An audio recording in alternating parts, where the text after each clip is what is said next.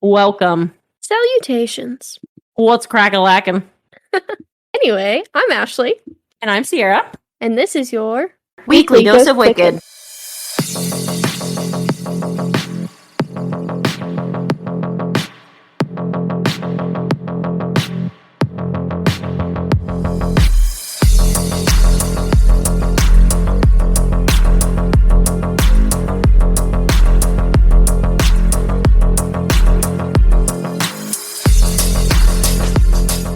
So this is officially our first episode of our new podcast, Weekly Dose of Wicked. How excited are you? So excited. So for the occasion, I wore my shirt that says, "Let me seduce you with my knowledge of serial killers." Of course you did. Yeah, I've got that on. So for today's episode, we are going to cover the case of Heidi Allen. I just want to clarify that in our podcast logo, it says a weekly dose of wicked, a humorous true crime podcast. I just want to clarify that we don't think murder is humorous. We think we are funny. But, you know, Dad was really bothered. Okay, but Dad was really bothered that I said, like, a humorous true crime podcast. He was like, Heidi Allen's murder is not funny. But I didn't mean the murder was funny. I meant we were funny. So I just want to clarify that from the beginning. We do not think the murder of anybody is funny. We think we are funny. And there are some parts of cases that are humorous. There are some things that happen that are kind of funny. Okay, so anyway, we're going to start off with the case of Heidi Allen. For those of you that don't know, Heidi Allen disappeared from New Haven, New York, which is very close to where our parents are from. We lived there also as children, so it's a case near and dear to our hearts, and I chose it as my first case because I think it is the case that first got me really interested in true crime. We're just going to jump right into it. Born September 14th, 1975, to Susan and Ken Allen, Heidi had one sister, Lisa Buskey, who was 4 years older than Heidi. I thought that was interesting since I am 4 years older than you, Ashley. So I thought that was a, nice little similarity we had there. Heidi was an all-league high school athlete, and she had earned the nickname the Tower of Power. Played volleyball for her height. She was 5'11". Heidi recently had graduated from high school a year early, and she was taking classes at Onondaga Community College.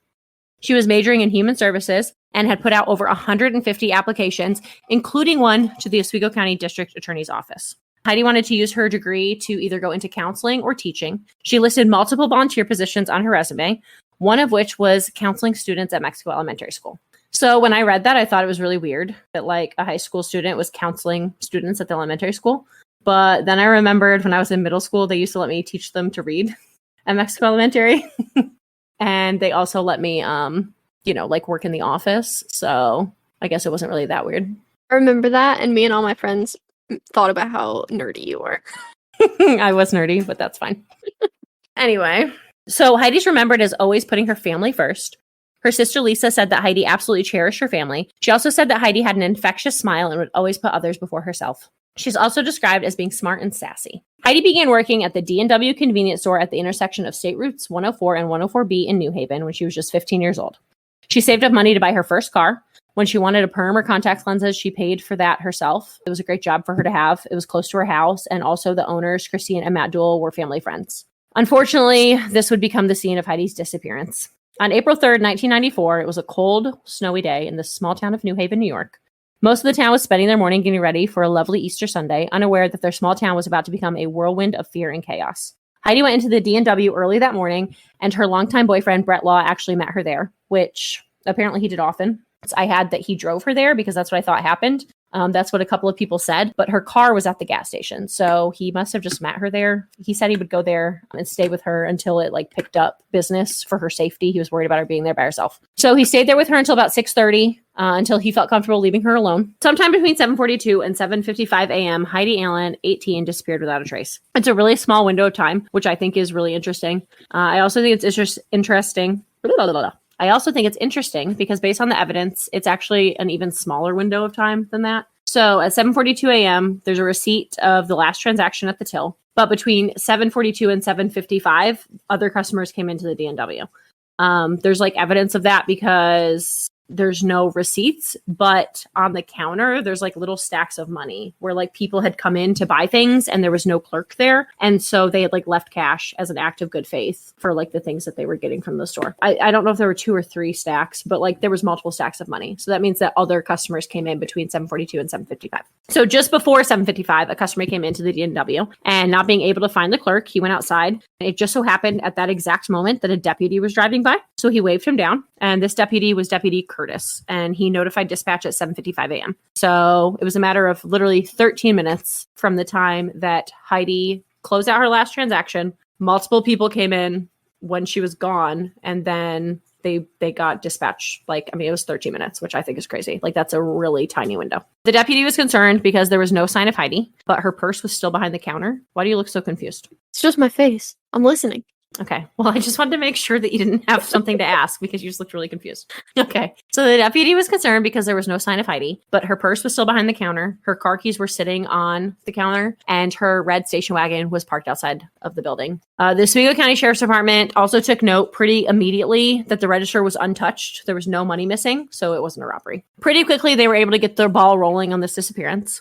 A lot of times in these types of cases, police kind of hesitate to file a missing persons report. I mean, we know that from our, deep knowledge of true crime from all of the podcasts that we listen to and all of the documentaries we watch. But we know that that's pretty common. They don't want to file a missing persons report, especially when someone's over 18. They usually like to think that, there's a good chance that they could have run off and started a new life or whatever. But I think the reason why this case got moving so quickly, as far as trying to find her, is that all of Heidi's belongings were at that gas station. She didn't have any money. I mean, it didn't mention anything about a cell phone, but it was 1994. So she probably didn't have a cell phone, right? Probably not. Okay, so I don't think she had a cell phone. So anyway, her ID was there, her wallet was there, her debit card, all of her cash, her car keys, her car, everything. She didn't take a single thing she owned. So they definitely did not think that she went off on her own free will. Within 88 minutes of that last recorded purchase at 7:42, there's a full-blown search underway. That's awesome. Yeah, I think that's phenomenal turnaround time, 88 minutes. We're literally talking about, before 9 a.m., really? Yeah, that's crazy. Does that math check out? I'm not a mathematician, but I think so. I think it's about, whatever. I would say right around 9 a.m. So, pretty quick, less than an hour and a half, they have a full-blown search underway. And that's from the time she went missing, not from the time that she was reported missing, because that was even later. 13 minutes. 13 minutes.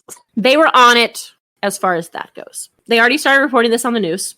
One thing that they did not do that they should have done was set up roadblocks. So another thing that they would normally do in these types of cases, which I thought was interesting, they would normally turn this investigation over to the New York State Police.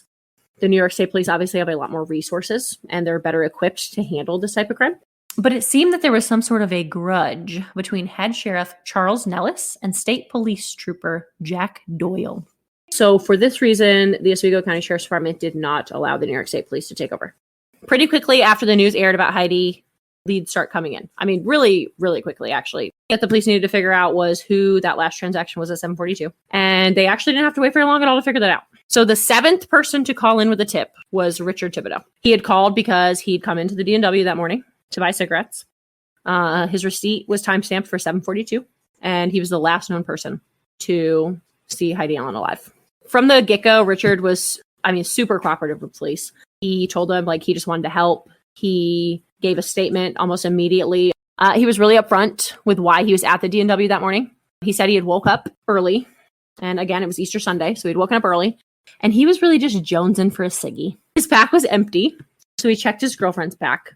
And she had just one smoke left, so he took it.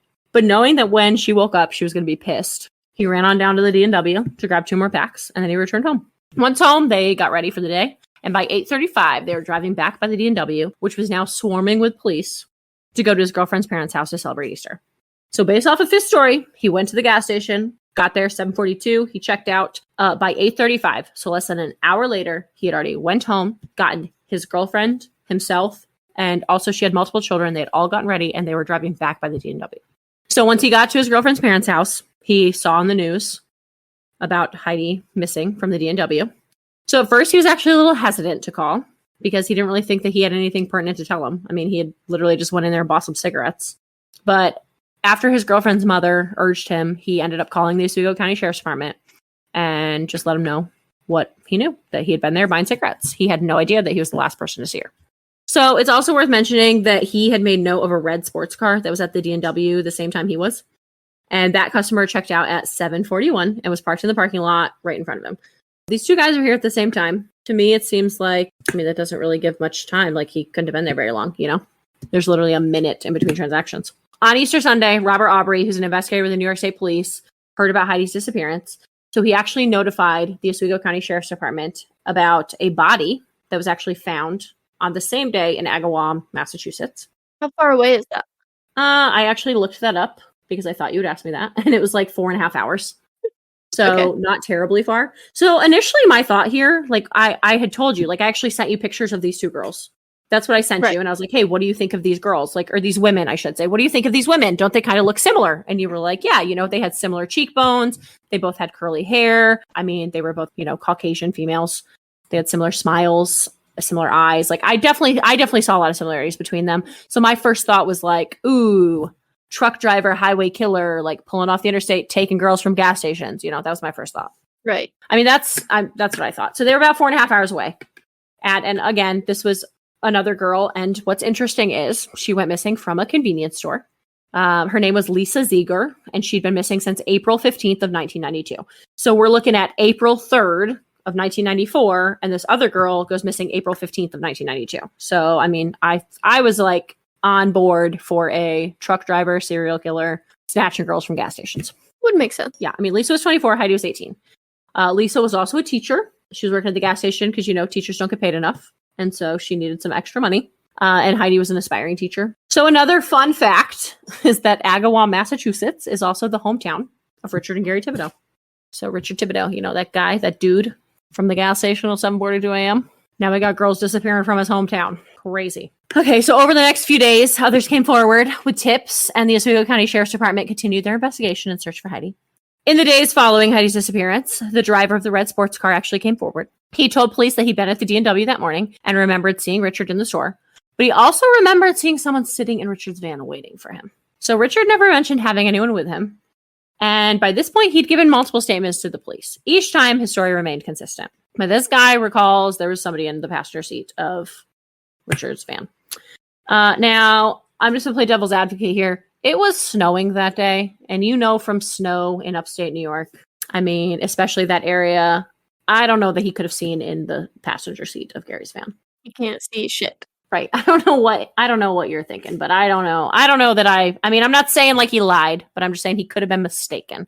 He could have thought he saw someone. It could have been a sweatshirt. Another witness ended up coming forward. This witness's name was Christopher Bivens. So he claimed, this is so crazy to me. So he claimed that he was driving by the D&W around 8:30 a.m. when he saw two men struggling with a woman, not a woman, a woman. But Singular he can't woman. remember the type of vehicle. Yeah, a singular woman. They saw two men struggling with one singular woman. So he said that both men had dark hair. One of the men had the woman in a bear hug from behind and was like carrying her across the parking lot. And she was kind of fighting him. Now, again, keep in mind, he does not remember what type of vehicle they were getting into. That's very important. He doesn't know he doesn't even know the type of vehicle. He doesn't remember. He didn't even say like a van, a car, a truck. He doesn't know the type. So he estimated that the man who was hugging the woman was about 3 to 4 inches taller than the woman. And the other man was around the same height as this woman. So remember from earlier on, Heidi was 5'11". So that means that these two men were about 6'2", 6'3", and about 5'11", right? Other witnesses claim to have seen a light blue van driving erratically. At this point, the statements just aren't really lining up with the narrative that the Oswego County Sheriff's Department is writing. At this point, they've pretty much already got an idea what happened, but these statements just really aren't lining up. So regardless, they continue their investigation. Within a few days of Heidi's disappearance, the Oswego County Sheriff's Department calls in the FBI, which I thought was, pretty freaking cool that they called in the FBI. I don't know. I just think anytime the FBI is called in, it's like shit's getting real. So this is another thing that I actually had to Google. So I found a statement that said that Governor Cuomo called in the National Guard to assist in the search. So I saw that and I was like, there's no freaking way this dude's been governor since 1994. Because, Governor Cuomo literally just was, removed from office. This year. Right, it was this year. So I actually Googled this. It was actually his father, Mario Cuomo, not Andrew. So, but I was like, there's no freaking way. I was like, there's no way this dude's been in office since 1994. Can we talk about term limits for freaking anybody? And right, like that, I was 2. Like, there's no way this dude's been in office since I was 2. But no worries, it was not him, it was his dad. Governor Mario Cuomo calls in the National Guard to assist with the search, which a lot of people thought was crazy too. Like, he literally called in the military to come look for this girl. So 200 soldiers arrived and they searched for Heidi for about a week. A member of the National Guard who assisted in these searches had said that after about day 2, they knew that they were not looking for her alive at this point. They were looking for her remains. Richard and Gary Thibodeau, as well as both of their girlfriends, helped with the search for Heidi. On April 9th, 6 days after she went missing, they're both seen checking in, helping look for her. By this point, though, it was already pretty obvious that Richard was a person of interest. Gary actually made mention to Heidi's boyfriend, Brett, that Richard was really feeling heat from the police, that they really thought he had something to do with it, and he didn't understand why. So within 10 days of Heidi's disappearance, the National Guard, law enforcement, and the volunteers covered 2/3 of the county. Unfortunately, they didn't have any luck locating Heidi. The first thing I want to focus on from there is the FBI's involvement, because it's the FBI. So the FBI comes in and immediately they started watching Richard Thibodeau. And by association, they started watching his brother, Gary. I mean, at this point, Oswego County Sheriff's Department figures that they're good for the crime. We have a witness that puts a second man in Richard's van, which is easily Gary. We have this other missing girl from Agawam, Massachusetts, which is their hometown. And it's kind of looking like we might have a serial killer duo on our hands. You know, it's looking like we got these 2 brothers running around killing girls. So the FBI immediately starts tracking them. They're snapping photos of them. They're tracing their phone calls. They watched who was coming and going from their houses. I mean, they had a full-on tail on these guys. So next up, the FBI ends up bringing in a specialist. So this specialist is an internationally known forensic examiner. And he actually claims to have debriefed the only person on record who saw Heidi alive after 7:42 a.m. But we're going to talk about that later because that doesn't really pertain to the case at this point. So the next thing the FBI calls in is a profiler. I don't know about you, but I love a freaking profiler. Criminal Minds is where it's at. And I also just want to point out that this isn't just any FBI profiler. I mean, not that any FBI profiler isn't kick-ass, but this is a big deal guy. At the time, he's not really known for anything, when this goes down, but he's actually the FBI profiler who profiled the Oklahoma City bomber, better known as the Unabomber. That's pretty big freaking deal. Especially for small town New York. Right. It's a huge deal. And I just thought that was so cool. This guy's the real deal. He does a profile of Heidi's killer. So what he says is the person that took Heidi and most likely killed her at this point, because it's been, quite some time. It's been a few days, whatever. I don't know where we're at this point when they called him in, but at this point, they're assuming that she's dead. So he says that Heidi's killer is going to be someone who's obsessed with the case. They're going to insert themselves in the case in any way that they can. They're also going to have a background of similar crimes, such as stalking and kidnapping. This actually gets a little fuzzy because neither of the Thibodeau brothers match this. Neither one of them have a background of stalking. They're not really trying to insert themselves in the case. I mean, I guess you could say Richard was because he called in a tip, but Gary at point doesn't want nothing to do with any of this. Another thing is that they didn't have a record of kidnapping or stalking, but Gary had a pretty lengthy rap sheet. I mean, he's by no means on the straight and narrow. I just don't think he's out there kidnapping and stalking girls. What kind of rap sheet are we talking? I'm going to tell you about it because I looked into the whole freaking thing. Of course you did.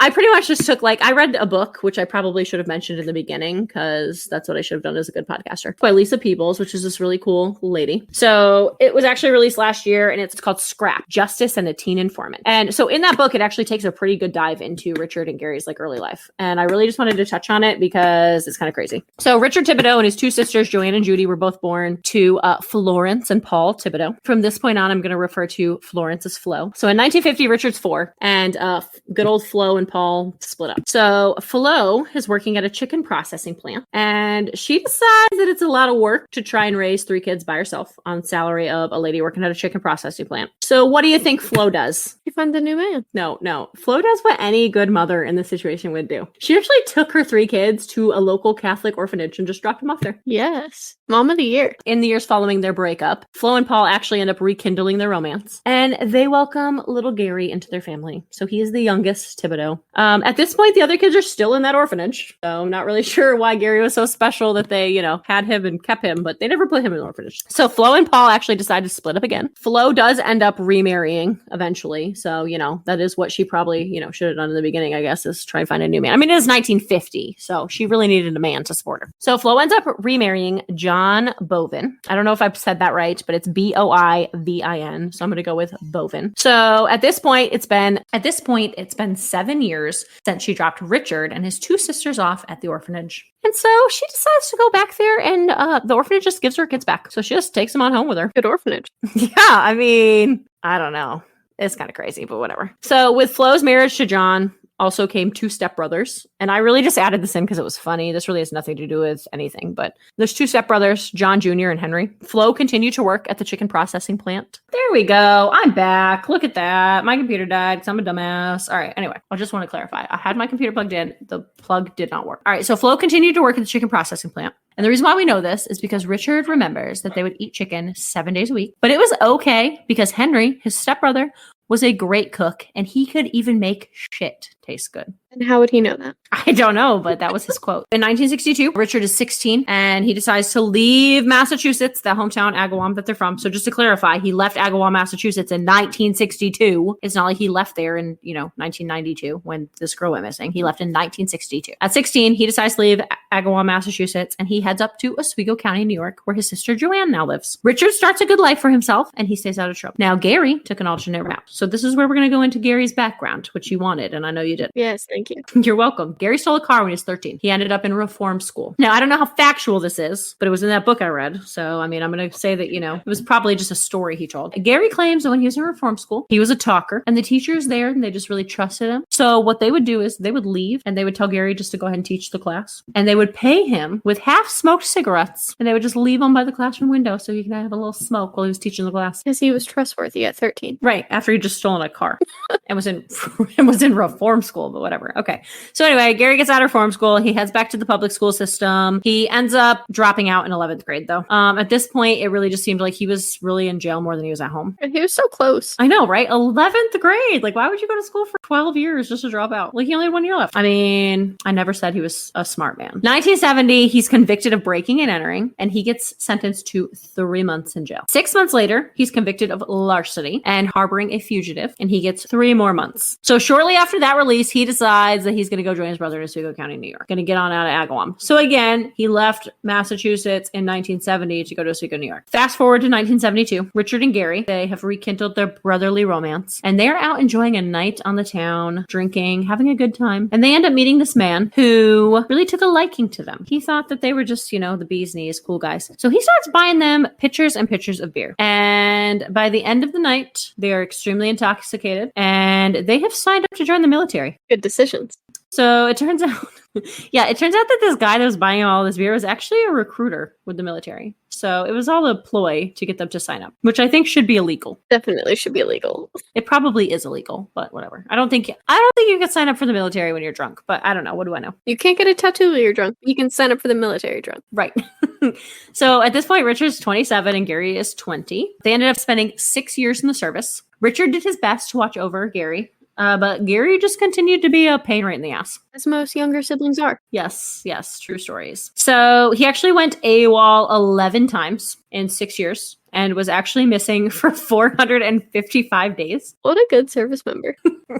Yeah, I mean, that's pretty crazy, but whatever. Okay, so they both ended up leaving the military with less than honorable discharges, but they really didn't care because they really just wanted to get out of the military. Well, yeah, they signed up drunk. They didn't want to do it. Right. So they didn't want to do it at all. So they got less than honorable discharges and they left. So Richard at this point decides to go back to Oswego County, where he had made a good life for himself before, Gary and him got drunk and signed up for the military. But Gary decided he wanted to go back to Massachusetts. So at this point, it's been 6 years. So we're 1978? He goes back to Massachusetts. Gary's life of poor decision-making continues. In 1983, police responded to a domestic violence disturbance at Gary's house with his then girlfriend, Debbie Cutta. The cops asked Gary what the problem was, and he responded with, "We're having a fucking fight, all right with you?"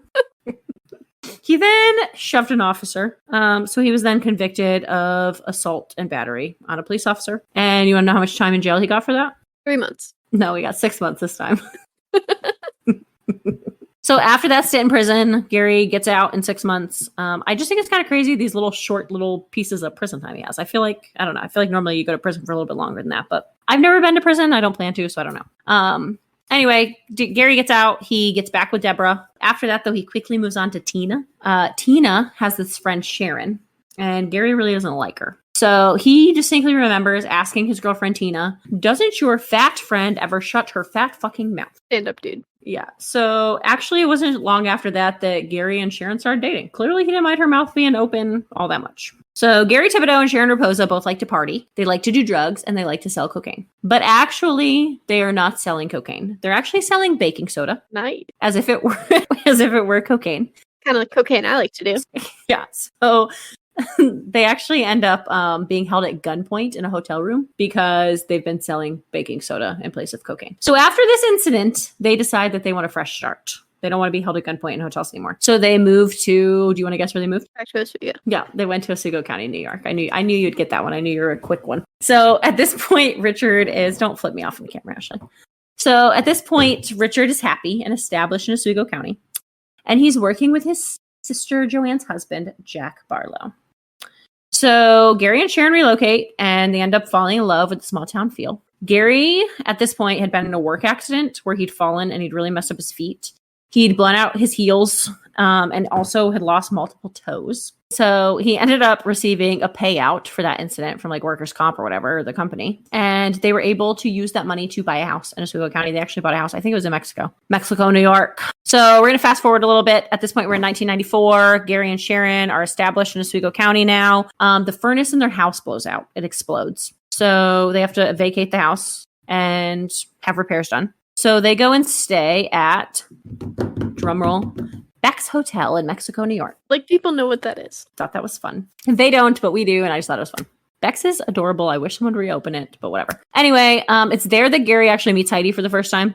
Brett, Heidi's boyfriend, his brother is the manager at Beck's. So Heidi and Brett actually frequent there a lot, just hanging out. Brett and Heidi are at Beck's, and Gary sees Heidi, and he actually comments to her and Brett about how attractive she is. Brett doesn't care for this. So from then on out, he makes Heidi call Beck's before they go in to make sure that Gary's not there because he's uncomfortable being around him. So that's it. Case closed. Gary, he thought Heidi was attractive, and Richard was at the gas station that day with someone in his car, supposedly. So it was Gary and Richard Thibodeau, right? I mean, that's it. There's no other explanation of who it could have been. Had to have been them. That's the end. So back in present day, the police have decided that these two did it. They officially announce Richard as a suspect 11 days after Heidi goes missing. So at that point, Richard was a suspect. Gary had not been listed as really anything at this point. But Richard continues to cooperate with the police. He offers to take a polygraph, which we both know is inadmissible in court. You should never do. Pretty much, right. Pretty much all of our, real podcasters in true crime say that you should never take a polygraph because it can just bite you in the ass and they can't even use it in court. So whatever. Anyway, it comes back inconclusive. He offers them DNA samples. He gives them blood, head hair, pubic hair, fingerprints. All the while, he's declining a lawyer because he has nothing to hide. He gives them permission to search his van. They comb it over and they literally find nothing tying him to Heidi Allen. There's nothing, no DNA, no fingerprints, nothing. They also compare the DNA from Richard to the DNA that was found on that girl, Lisa Ziegler, up in Agawam, Massachusetts, and it's not a match. So at this point, Richard's girlfriend is like, hey man, you should probably stop cooperating. And Richard's like, nah, I didn't do anything. I just want to help find that girl, So they start looking into Gary. His girlfriend, Sharon, says that he wasn't in the van that day. She says that when Heidi went missing, her and Gary were asleep in bed and that they never woke up until Richard called to tell them that Heidi was gone. So the police thought this was a really big deal that Richard called Gary to tell him that Heidi was missing. I don't personally think it's that big of a deal. It's a really small town in upstate New York, and I'm sure that everybody and their mother was calling everybody to tell them that Heidi was missing from the gas station. I mean, that's just my personal opinion, but whatever. Nonetheless, she insists that he was with her. He was not with Richard. So our witness from earlier, Chris Bevins, you remember him? He remembers now. He remembers the type of vehicle that the two men were putting this girl in. Now he does. Yeah, now he does. It's been, at this point, it's only been about 2 weeks, but now he distinctly remembers that these two men were carrying this girl and putting her into a light blue van. But now he can't remember how tall they were. Now he thinks they might have been shorter than he thought before. But then he talks to police again. And this time he thinks that maybe the van was actually white and not light blue. It also, maybe it had a stripe down it. It sounds like he doesn't really know. So yeah. No, I mean, it sounds to me like maybe he never drove past the gas station because I don't know if you remember, but in his original statement, he was sure that he saw these men carrying the girl out of the gas station at 8:30 a.m. And by that point, we know that Heidi was gone. Right. The search was underway at that point. I mean, not quite yet because it was about 9, but I mean, it was pretty close. Like at that point, we know that they were actively looking for her at 8:30 a.m. Like, there's no way he saw anybody carrying anybody out of the D&W at 8:30 a.m. because Richard Thibodeau drove by at 8:35 and it was swarming with police. Christopher's girlfriend actually comes forward and says that Chris is the kind of guy that will do anything, just about anything for attention. The police don't care about that, though. It's fine. They have a witness. He saw the van. It was light blue, then it was white, then it had a dark stripe. And he also thinks that the men might have been shorter than he thought. So just to be clear, we go from no vehicle to a blue van to a white van to a white van with a dark blue stripe. He also said that both men had dark hair. Richard Thibodeau is completely white-headed. There's no way that they could have mistaken Richard Thibodeau as a dark-headed man. Another thing is that we went from, these people were 5'11" and 6'2", 6'3". Now he doesn't know how tall they were. But for the record, Gary and Richard were 5'5" and 5'7". I mean... Quite a difference. Yeah, I mean, a huge difference. Like, that's a massive difference. Like, 5'5" to 6'3", it's almost a freaking foot. Anyway, whatever. 11 days after Heidi's disappearance, Richard is a suspect. On May 25th, they issue an arrest warrant for Richard Thibodeau. So it was about a month and a half after Heidi went missing that they actually ended up arresting him. But they said he was a suspect 11 days after she went missing. This time, though, they also arrest Gary Thibodeau. They have not said that he is a suspect in this case, but he and Sharon Raposa have some unrelated minor drug charges back in Massachusetts from when they were selling that baking soda as cocaine. There are multiple sources that said that this was odd. It was not normal for Oswego County Sheriff's Department or any sheriff's department in the area, for that matter, to extradite on a minor drug charge. But they did it. They sent him to Massachusetts to face the music for selling baking soda. So while Richard's in jail, they end up searching his van again. They already didn't find anything, but now they do a more thorough job, but they still find absolutely nothing. So their theory is that he must have cleaned the van. Now, you've seen the van, Ashley, and I'm going to post it on our Instagram. Do you think that he cleaned the van? Absolutely not. There's no freaking way in hell he cleaned that van. If he cleans that van, then he doesn't know how to clean. I mean, there's no way. There's no way that he cleans that van. No. He's never cleaned a day in his life. Right. Like, there's no freaking way he cleans that van. But anyway, it doesn't matter. He must have cleaned it because they did a thorough sweep of it and they found nothing. But I just want to clarify, they did find DNA and they did find hair. I mean, hair's DNA, but whatever. I mean, they found bodily fluids. They found hair. They found fingerprints. The problem is that none of them belonged to Heidi. So I'm not really sure how he cleaned the van of only Heidi, but apparently that's what they did. He has some super technology for the 90s that can only clean one person. Right, in 1994. So anyway, whatever. At this point, though, they come up with a new theory since they didn't find any DNA in Richard's van. They think that maybe Gary and Sharon actually transported Heidi's body in their car, and they must have dropped her body somewhere in between New York and Massachusetts. But they saw the van there. Right, they saw the van there. But they must have taken the van to Gary's house, and then they must have put Heidi's body in Gary's car, and then Gary and Sharon must have drove her to Massachusetts. That's what they think happened. I mean, it sounds very probable to me. I don't know why you're doubting it. They issue a search warrant for the car, and they don't find anything again. Now, I couldn't find any pictures of the inside of it, but I mean, based off of Richard's van, I don't think the car was probably that clean. I mean, they're brothers. There's nothing in the car, but they do somehow, they find this receipt. No, actually, let's back up. What they find is under the car, the drive shaft looks like it's been recently replaced. And it just so happens that there's a repair shop in Massachusetts that just so happened to replace a drive shaft on a car matching the year, make, and model of Gary and Sharon's car on April 4th, 1994. I don't know how they found this receipt because it wasn't in the car. Like, they got it from the body shop, and the body shop was in Leominster, Massachusetts, which is about an hour and a half out of the way for them to go to Agawam, which is what they were trying to say is like they went to Agawam to see family over Easter. Like, that was the reason for being there. So whatever. They're trying to say that they drove an hour and a half out of their way to get the drive shaft on their car replaced in Massachusetts. I think if I'm dumping a body, I'm not replacing a part on my car. Probably not what I'm thinking about doing. Exactly. So anyway, I don't know how they found this receipt, but they find it. This receipt, literally though, it doesn't have a VIN number on it. It doesn't have a customer name. Like, it literally just says drive shaft, the part, like whatever, valued customer, and the year, make, and model of the car. It doesn't even have the car's color on it. I mean, it literally just says like, whatever, 1972, whatever car he drove. I don't even know. But whatever. Like, it literally just says the year, make, and model, and it matches, and it was in Massachusetts, so it fits their narrative. So they pulled this receipt. I don't even know how they found this body shop, but whatever. They did. It's a smoking gun. I lost my place. Okay. So while Gary's in jail in Massachusetts, though, the prosecution really gets their smoking gun. 2 inmates come forward and they claim that Gary has confessed to them. They say that Gary told them that he and Richard killed Heidi and they burnt her remains and that she's never going to be found. So with this info, they feel confident that they can charge Gary with Heidi's murder. So So they, transport him back to Oswego, New York. And so Gary and Richard are both being held, in Oswego. And what's interesting is that they actually were both released from jail on a $15,000 bond as they awaited trial. And Richard's bail was paid for by a woman who he'd done work for in the past. He'd renovated her house. And Gary's bail was paid for by a complete stranger. So David Maloney paid for Gary's bond. And to ensure that he would get that money back, he took out a mortgage on Gary's house. So that way, if he decided to run and not attend his trial, David Maloney would get Gary's house as payment. At this point, though, Sharon Raposa is still in jail in Massachusetts as well on that drug charge. David Maloney actually posted her bail as well. So I think it's really interesting that these two men who, we're so sure have committed this crime were bailed out by complete strangers. I mean, essentially, like this lady, Richard did work on her house, and this other guy didn't even know Gary at all. And they bailed him out, paid their $15,000 to get them out of jail. So they clearly... Petty cash. Okay, high roller. Well, let me just continue to, sit here on my dirt floor in my house with my paper walls. Anyway, so clearly not everyone thought that they were guilty. This is a quote directly from that book I read by Lisa Peebles. And it's from David Maloney. He said, "I believe whoever is responsible for Heidi Allen's disappearance never had to lose any sleep about being caught because no one ever looked for them. The search never went any farther than the brothers Thibodeau." I think it's very poetic. It's a very poetic quote right there. Very. So in May of 1995, they go to court. Gary's trial is first.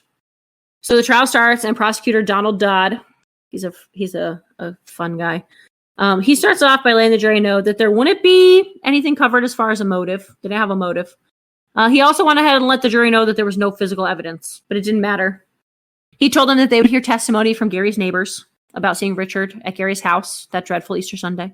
What he failed to mention is that when they initially interviewed Gary's neighbors, none of them saw Richard at the house.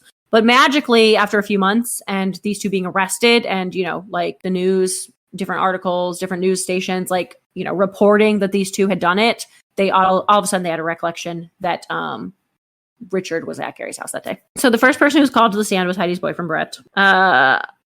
I just want to say, because I didn't really mention it before, but we're going to talk about Brett in episode 2. I think it's super cringy that Brett was 25. And Heidi was 17? 18? She was 18. But at that point, it was her longtime boyfriend. So they'd been together however long time is, So, yeah. Anyway, 25 and 18. Anyway, whatever. Brett's the first person called to the stand. He told the jury all about how he went to the D&W that morning. He'd stayed with Heidi until the business picked up. And then he'd returned later that day once Heidi's mother, Susan, had called to inform him that she was missing. Brett was the perfect picture of a grieving boyfriend. He gave testimony on his and Heidi's interactions with Gary Thibodeau. He testified that he and Heidi had come in contact with Gary 10 to 12 times, and each time that they really hadn't shared more than a hello. The defense questioned Brett on Heidi's involvement with Gary on the subject of drugs. Brett testified that Heidi had never had a conversation with Gary Thibodeau involving drugs. So the next witness they call to the stand is Christopher Bivens. Christopher Bivens, our favorite guy there. Christopher Bivens is a self-proclaimed automotive expert. He couldn't remember the make and model or even the type of car that this woman was being fought into, but he's an automotive expert. Also, I didn't say it before, but what a piece of garbage that he saw a woman getting wrestled into a car and he didn't stop. I don't know why he thought that this story was going to age well. Anyway. No one likes you, Christopher. Yeah. I mean, I don't like Christopher. And I'm sure Richard and Gary don't like Christopher at all. Anyway, he testified that Richard's van was the vehicle that he'd seen that morning at the D&W. Richard's van is super unique, is a good word for it. Have you seen a picture of the outside of Richard's van? No, I think just the inside dirty picture. Okay, so there's a picture. I mean, Richard's van is, I don't know that anyone would miss Richard's van. That's one thing that really blew my mind about him just in general, because Richard's van is, I mean, just hold, please. Hold on. Let me just text this to you because I actually saved a picture of it because I just think it's so crazy that we don't immediately know that this is the van that Heidi Allen went missing in. Super unique van. Anyway, all right, I've sent you that picture. Hopefully it'll come through eventually. Let me know when you get it. Oh, yeah. Super unique. Not white or blue or a stripe. Okay, that makes sense. Okay, so that's Richard's van. That's the van that he saw. So anyway, he testified that Richard's van was definitely the vehicle that he'd seen that morning at the D&W as two men carried a woman across the parking lot. He remembered that neither of the men Bivens saw that morning matched Richard or Gary's physical description at all. I mean, they were dark-headed and Richard had white hair. I mean, Gary had dark hair. That's fine. But like, if this is the story we're going with, it wasn't Richard. I mean, if we want to say it was Gary, who was not at the gas station, there's no evidence to prove he was there. It certainly wasn't Richard. He was completely white-headed. So whatever. Upon cross-examination, the defense questions Bivens on his discrepancies in the physical description that he'd given of the two men. Bivens claimed that it was a year ago at this point, and he just didn't really remember what he'd told them about the two men. So at one point during the defense questioning, Bivens got testy. He claimed the reason for his changing story of the two men was because he was an auto repairman, and he looked at women. Men just weren't interesting to him. Oh. Yeah. So anyway, then the prosecution calls their jailhouse informants. So everything I found on these jailhouse informants and their testimony, neither one of them testified that Gary admitted guilt. One of them said that he asked Gary about the disappearance of that girl, and Gary said that she was dead and that they were never going to find her. He said it didn't matter because they'd already decided he was guilty. So, I mean, to me, that's not a confession. I think that's just facts. Right. Like he said, she's dead. They're never going to find her, and they think I did it. So anyway, that was their smoking gun of the jailhouse informant that said he had confessed. But anyway, whatever. Following this, the jury heard testimony from Gary's neighbors about seeing Richard at the house that morning. They heard from the sheriff's investigator about the search of Richard's van and how they found no DNA evidence. And finally, Heidi's parents were called to testify. Both Susan and Ken Allen were rightfully emotional. It's noted that the jury was affected by their emotional state of her parents. I don't really know why they were called to testify. Like, they didn't actually have anything. I think it was really just for their emotion on the stand because, I mean, they didn't have any information. They were asked to identify a photo of her. Anyway, Teresa, which is Richard's girlfriend, her grandparents were called to testify on Gary's behalf. They corroborated that Richard was at their house with Teresa that morning around 9 a.m. when the news broke, and that Richard called Gary to inform him. Sharon Raposa, Gary's girlfriend, was called to testify on Gary's behalf. She testified that Gary was asleep in bed with her until shortly after 9 a.m. when Richard called Gary. At this point, Sharon Raposa was already facing perjury charges for her claims about Gary's whereabouts on Easter Sunday, as well as the days following. Judge Lee Clary had already worked with prosecutor Donald Dodd to offer Sharon Raposa complete immunity if she were to testify against Gary. Other neighbors were called to testify who claimed they had not seen or heard any vehicles at Gary's home that morning. A couple testified that Sharon and Gary were at their home the night before Heidi's disappearance, drinking and playing cards until after 11:30 p.m. The last witness called to the stand was Gary Thibodeau himself. He testified that he'd been asleep with Sharon until shortly after 9 when Richard called and told him about the disappearance. When asked about the confession he had given his fellow inmates in that Massachusetts prison, he stated that he had told them he didn't know who did it and he didn't know how he had gotten involved.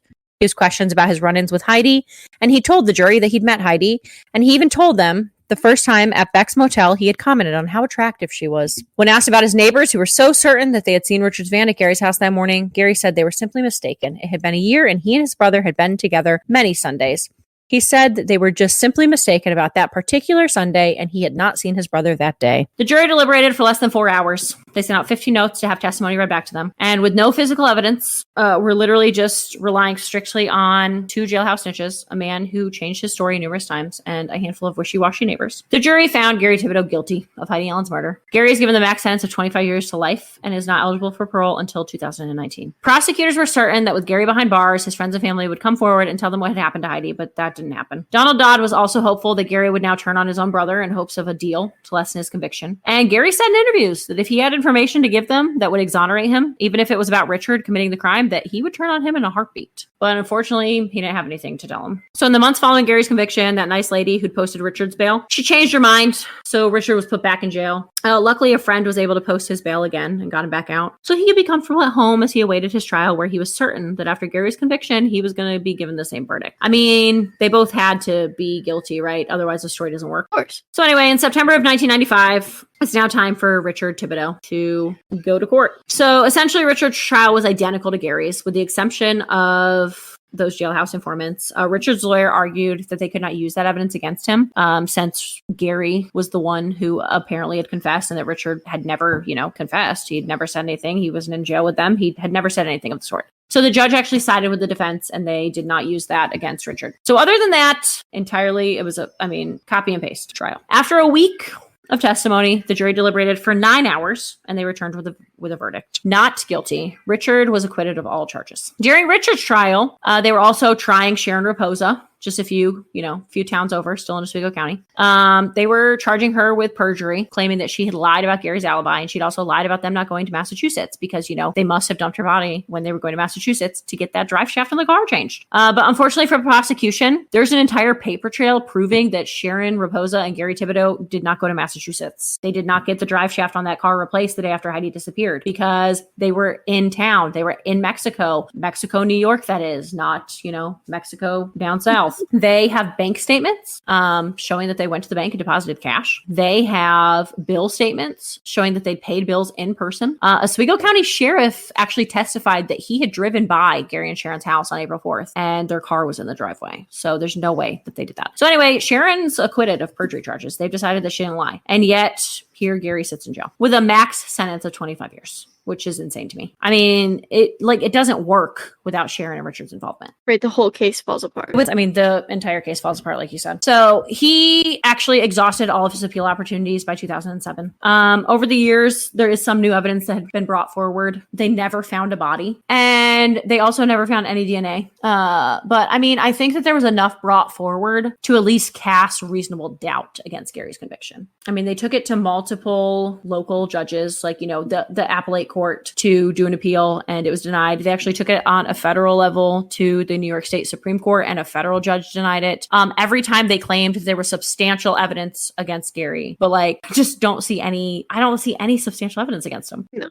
The entire thing is just corrupt. How did the entire state of New York just decide this man was guilty? Whatever. Okay. Anyway, time and time again, judges claim that there's no new evidence that's damning enough that it would have changed the jury's mind. In the years since Gary's conviction, multiple jurors from the trial have actually come forward and said that they didn't think Gary was guilty, which to me also blows my mind. If you didn't think he was guilty, then why did you freaking convict him? You could have had a hung jury and had another trial. Right. Could have done a mistrial. Right. They could have had a mistrial and given him a new trial. But instead, they just all went with the flow and convicted him, whatever. I also thought that it was interesting and worth mentioning that Gary actually had written to the Innocence Project, which obviously you and I know what the Innocence Project is. But for anyone that doesn't know, the Innocence Project is an organization that helps people who have been wrongfully convicted of crimes. Unfortunately, the Innocence Project denied helping him, which I was kind of sad about. So I looked into that to see what their reasoning was, because I mean, to me, this screams this man is innocent. But anyway, I looked into it, and the reason why they denied helping him is because there was no DNA evidence in the case. And apparently the Innocence Project only helps with cases where there is DNA evidence. I didn't know that. So because they scrubbed that van clean, there's no DNA. So the dirty van that's clean. Yeah, the dirty van with all kinds of fingerprints and evidence, but none of Heidi's. Anyway, whatever. Over the years, Gary really just ended up giving up hope for any sort of a release from prison. And while he maintained his innocence, he also really stopped caring about himself. He stopped working out. He started smoking again. He's quoted in that book by Lisa Peebles again. He said, "I just figured, well, there ain't no chance now. No sense in giving them the 25. I'll let my body go to hell and hope I can die a lot sooner. I ain't going to kill myself, but if it happens naturally, that's fine with me." And unfortunately, that's exactly what happened. Gary Thibodeau claimed his innocence until the day he died in prison. He spent 23 years behind bars for a crime he claims he didn't commit. He went as far as to sign all of his outgoing mail for 25 years as Gary the Innocent, which really is sad to me. So sad. So, I mean, like I said, that's pretty much where this leaves off. The jury came forward, numerous members of the jury came forward and said that they didn't think he did it. There are multiple jurors from Richard's trial that said they didn't understand how Gary's jury could have found him guilty because there just wasn't any evidence. And I think it was a juror as well that had come forward and said essentially what had happened is that people didn't like Gary. They thought he was an asshole. I mean, he was a criminal. I mean, we're not gonna say he wasn't a criminal because he was. I mean, he had a rap sheet. He did some stuff. But I mean, he wasn't a killer. He literally the only record of him being violent was when he pushed the police officer down the stairs. Which I mean, obviously, it's a big deal he pushed a cop, but I mean, he'd never beaten a woman. There was no signs of, he didn't have any domestic disputes with any of his girlfriends other than that one when he pushed the cop. But I mean, it just doesn't fit that profile that, he would have done it. It's heartbreaking. And I mean, like I said, obviously he was not a great guy, but I mean, I don't think he killed Heidi. I mean, he did sell baking soda as cocaine. So. He did sell baking soda as cocaine, but I don't think that makes him a murderer. I think that makes him a smart man, really profiting. Oh, is that what you call it? Really profiting on easily obtainable household items that look like drugs, I mean, it's not his fault that those people were dumb enough to think that baking soda was cocaine. Obviously they didn't. That's why they showed up with a gun. Right. And I mean, honestly, I don't know. I mean, I have never done cocaine, but I feel like baking soda would burn. I don't know if cocaine burns. Cocaine probably does too. I'm sure it probably does too, but I mean, I don't know. Like, I feel like baking soda would burn. Whatever. That's besides the point. We're talking about him killing Heidi here. That's my favorite part of the story. I knew you would like it. That's why I put it in there. All right. Well, that pretty much wraps up the first episode of Your Weekly Dose of Wicked. Next week, we're going to dive more into this case with just some more theories, some more evidence that came about over the years. It really gets kind of crazy. But I mean, I think it's safe to say, I don't think Gary Thibodeau did it. I don't know. I mean, no. I just don't think the evidence is there. And really, I mean, it just doesn't really make sense to me of how 12. Another thing that doesn't make sense to me is why did they not have the trial outside of the county? Right. You can't have a fair trial in a county of, I don't know how many people are in the county. 5,000 maybe? I mean, there's more than 5,000, but I mean, it's still a small county. Everybody knows you. I mean, for comparison, I don't know. I should have looked that up. But I mean, this was huge news, and this was a small county. And it doesn't say specifically like where in the county it took place. Like, did it take place in Oswego? Did it take place in New Haven where she went missing? I don't know. It just seems crazy to me that they didn't move the trial like a county over. Are you Googling how many people live in Oswego County? In 1994. In 1994. When you Google people in Oswego County in 1994, all that comes up is Heidi Allen. I'm sure it does because it was huge news. I don't know that I'm going to find that. I mean, what's the population? I mean, even now though, I mean, it really hasn't changed that much, honestly, because I actually looked at the population in New Haven in 1994 and the population in New Haven now, and it literally had increased by like 100 people. Well, it says that there's 100,000 people that live in the county. I mean, there probably is 100,000 people live in the county. I just feel like that's a lot. That's not a lot, Ashley. You live in a small county. How many people live in your county? 5. I don't know. There's more than 5 in your county. I mean, I think... No, I live in a big county. Winston-Salem's in my county. I don't even know what county here would be comparable. What about Lincoln County? Yeah, I think that would be comparable. 84,000. I mean, so yeah, I think that's kind of, I mean, for example, like, Iredell County. I don't think Iredell's huge. 178,000 in Iredell. Right. So we're looking at like twice the size almost. I don't know. 100,000 people is not that much. It doesn't matter. Regardless, though, they should have sent it over. They should have sent over a county. I mean, they really should have. They should have just picked another county. I can't find any evidence that shows that the defense even like attempted to like outsource it, though, to a different county. Like, that's something the defense has to request. And I can't even find the evidence to show that like they even tried, which to me is crazy. Like, it's small town upstate New York. Maybe the defense was just like so certain that like there was no evidence. They didn't need to worry about it. Right. But I mean, good defense should have still moved it. I mean, I agree 100%. But anyway, all right. Well, that's where we're going to leave off for this episode. Come back next week for your weekly dose of Wicked. Thank you guys for joining. And now a word from our sponsors. Just kidding. We don't have any. Our sponsors are us. Yeah, our sponsors are us and we're poor. If you like what you heard and want to support a small podcast, please give us money at www.patreon.com/weekly dose of wicked, where you can sign up for one of our 3 amazing tiers. For the low price of $5, you can become a member of the Moderately Wicked. Our next tier for $7 is the Awesomely Wicked. And finally, for the high rollers at $10 a month, you can be extraordinarily wicked. Each tier has its own perks, so go ahead and take a look there. And if you like what you see, then give us some money.